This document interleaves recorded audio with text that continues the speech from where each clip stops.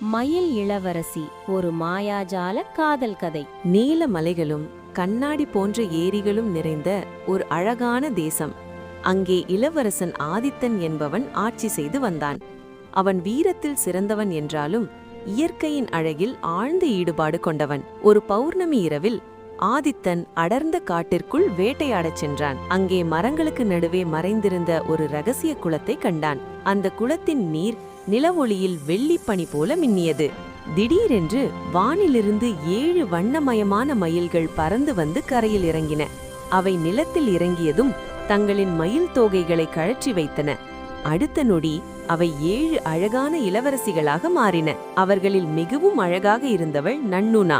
இளவரசிகளின் அழகில் மயங்கிய ஆதித்தன் நன்னூனாவின் மயில் தோகையை மட்டும் ரகசியமாக எடுத்து மறைத்து வைத்தான். குளித்து முடித்துவிட்டு மற்ற இளவரசிகள் தங்கள் தோகையை அணிந்து மயில்களாக மாறி வானில் பறந்தனர். ஆனால் தோகையில்லாத நன்னூனாவால் பறக்க முடியவில்லை. தனித்து நின்ற அவளிடம் ஆதித்தன் மெல்லச் சென்றான். அவளது அழகிலும் குணத்திலும் மயங்கிய அவளிடம் மன்னிப்பு கேட்டு அவளை தனது அரண்மனைக்கு அழைத்துச் சென்றான். நன்னூனாவின் வருகை நாட்டு மக்களுக்கு மகிழ்ச்சியை தந்தது. ஆனால் அரண்மனையில் இருந்த தீய மந்திரவாதிக்கு இது பிடிக்கவில்லை. அவன் இளவரசிக்கு எதிராக பொய்களை கூறி அரசனை நம்ப வைத்தான். ஒரு முறை ஆதித்தன் போருக்கு சென்றிருந்த சமயம் பார்த்து நன்னூனாவை தீயில் எரிக்க மந்திரவாதி சதி செய்தான். தப்பிப்பதற்கே வழியில்லாத நிலையில் நன்னூனா தனது மயில் தோகையை திருப்பித் தருமாறு வேண்டினாள். இறுதியாக ஒரு முறை மயில் நடனம் ஆடிவிட்டு உயிரை விடுகிறேன் என்றாள். மந்திரவாதி ஏளனமாக தோகையை கொடுத்தான்.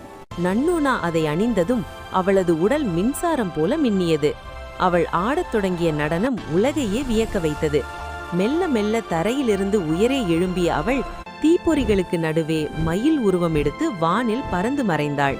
போர் முடிந்து திரும்பிய ஆதித்தன் நடந்ததை அறிந்து துடித்தான். நன்னூனாவை தேடி 7 மலைகள் 7 கடல்கள் கடந்து மயில் தேசத்திற்கே சென்றான்.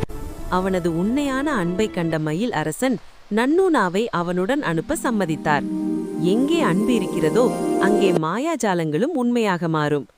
அன்று முதல் ஆதித்தனும் நன்னூனாவும் இணைந்து அந்த நாட்டை மகிழ்ச்சியுடன் ஆட்சி செய்தனர்.